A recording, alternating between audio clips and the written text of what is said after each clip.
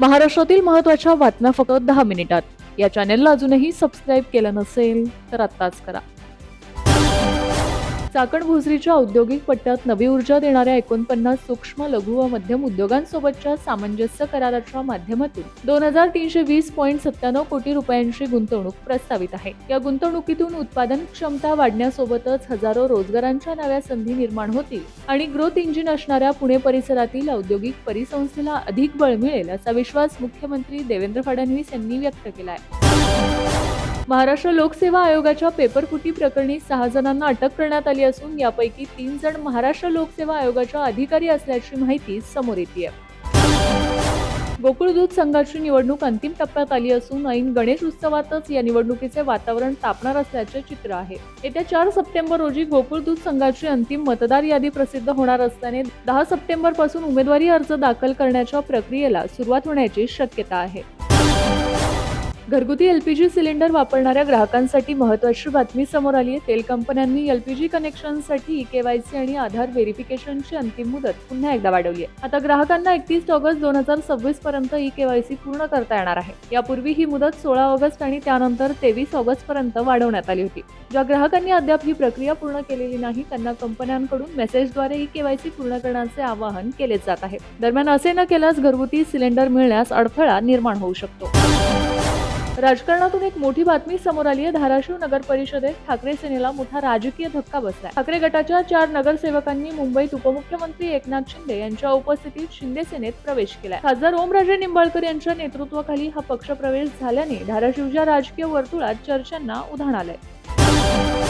विद्यार्थ्यांच्या आरोग्याला घातक ठरणाऱ्या जंक फूड आणि HFSS म्हणजे हाय फॅट, हाय शुगर आणि हाय सॉल्ट पदार्थांच्या विक्रीला आळा घालण्यासाठी अन्न आणि औषध प्रशासन विभागाने आता कंबर कसली आहे. शाळांच्या परिसरात अशा पदार्थांची विक्री आणि जाहिरात रोखण्याबरोबरच विद्यार्थ्यांमध्ये सकस आहाराबाबत जनजागृती करण्यावर प्रशासनाने भर दिलाय. अन्न आणि औषध प्रशासनाचे आयुक्त तुकाराम मुंडे यांच्या मार्गदर्शनाखाली राज्यभर ही मोहीम राबवण्यात येते. या उपक्रमात शिक्षण आणि मुख्याध्यापकांची महत्त्वाची भूमिका राहणार आहे.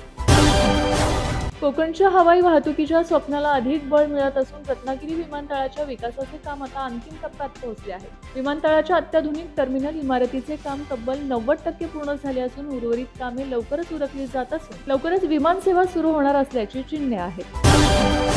गणेश उत्सवाच्या पार्श्वभूमीवर सार्वजनिक गणेश उत्सव मंडळांतर्फे आयोजित करण्यात येणारा महाप्रसाद आणि भंडारा अन्न व औषध प्रशासनाच्या नियमांच्या अधीन असणार आहे. सण उत्सव कोणताही असला तरी अन्न सुरक्षा कायद्यानुसार फूड बिझनेस ऑपरेटर म्हणून नोंदणीकृत परवाना घेणे आणि नियमांचे पालन करणे गरजेचे असल्याचे एफडीएचे आयुक्त तुकाराम मुंडे यांनी स्पष्ट केले आहे.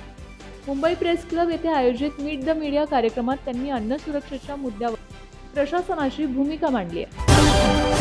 रॅपिडोशी काही मंत्र्यांच्या आर्थिक आणि व्यावसायिक संबंध असल्याचा तसेच कार्यक्रमांना प्रायोजकत्व मिळाल्याचा आरोप संजय राऊत यांनी केला होता. या संदर्भात त्यांनी ठोस कागदपत्रे आणि पुरावे सादर करावेत असे आवाहन मंत्री प्रताप सरनाईक यांनी दिले आहे. प्रत्येक गोष्टीला राजकीय रंग देण्यापेक्षा वस्तुस्थिती समजून घेण्याचे आवाहन त्यांनी राऊतांना पत्र लिहून केले आहे.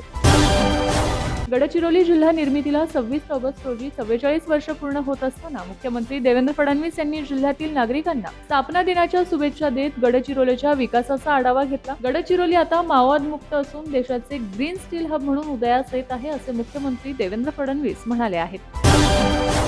नेपाळमध्ये गेल्या 2 दिवसांपासून पुरामुळे आलेल्या महाप्रलयानं मानवी प्रयत्नांसमोर मोठं आव्हान उभं केलं. हिमस्खलनामुळे ही पूर परिस्थिती निर्माण झाल्याचा प्राथमिक अंदाज वैज्ञानिकांनी वर्तवला. मात्र या पुरामुळे काही क्षणात मोठ्या वेगानं आणि मोठ्या प्रमाणावर आलेल्या पाण्यामुळे गावाच्या गावं वाहून गेल्याचं भयानक दृश्य सोशल मीडियावर मोठ्या प्रमाणावर व्हायरल होत आहे. काळजाचा थरकाप उडवणाऱ्या या दृश्यांमध्ये निसर्गाचा कोप आणि जगण्यासाठीची माणसाची धडपड अशा दोन्ही बाबी प्रकर्षानं जाणवत असल्याचं दिसून येतं. नेपाळमधील या पूर परिस्थितीत जवळपास 300 भारतीय बेपत्ता असून त्यात ईशा फाउंडेशनच्या 77 पर्यटकांचा देखील समावेश आहे. आतापर्यंत या पुरात 162 जणांचा मृत्यू झाल्याची अधिकृत आकडेवारी समोर आली आहे. शहरात डेंग्यू, चिकनगुनियासह ताप आणि स्वाईन फ्लूच्या रुग्णसंख्येत वाढ होत आहे. महापालिकेच्या मेट्रोपॉलिटन सर्व्हेलन्स युनिटच्या अहवालानुसार जानेवारी ते जुलै 2026 या 7 महिन्यात फिवर ऑफ अननोन ऑरिजिन अर्थात तापाचे नेमके कारण स्पष्ट न झाल्याने 21,512 रुग्णांची नोंद झाली आहे. त्याचवेळी स्वाईन फ्लूचे 270 रुग्ण आढळले आहेत. विशेष म्हणजे ऑगस्टच्या अवघ्या 15 दिवसात स्वाईन फ्लूचे तब्बल 205 रुग्ण आढळल्याने आरोग्य विभागाची चिंता आता वाढली आहे. काँग्रेस नेते विजय वडेट्टीवार यांच्या ओबीसी संदर्भातील वक्तव्यावर खासदार सुप्रिया सुळे यांनी प्रतिक्रिया दिली आहे. काँग्रेसनं माझं ओबीसी प्रमाणपत्र दाखवावं असं म्हणत त्यांनी वडेट्टीवारांच्या दाव्यावर प्रश्न उपस्थित केलाय. या वक्तव्यामुळे काँग्रेस आणि राष्ट्रवादी काँग्रेसमधील ओबीसी मुद्द्यावरचा राजकीय वाद पुन्हा एकदा चर्चेत आलाय. श्रावण महिना आणि अवघ्या काही दिवसांवर आलेल्या गणेश उत्सवामुळे राज्यातील साखर आणि गुळाच्या मागणीत मोठी वाढ होतीये. अशातच महिनाभरापासून साखरेच्या दरात भरमसाठ वाढ झाली. किरकोळ बाजारात साखर 70 पार पोहोचल्याने गुळाचा भावही वाढला होता. परंतु सरकारच्या उपायांमुळे साखरेच्या दरात घसरण सुरू झाली आणि गुळाचे भावही आता घसरत आहेत. बुधवारी साखर प्रति किलो 52 रुपयांवर आली तर गुळ प्रति क्विंटल 1600 रुपयांनी स्वस्त झालाय.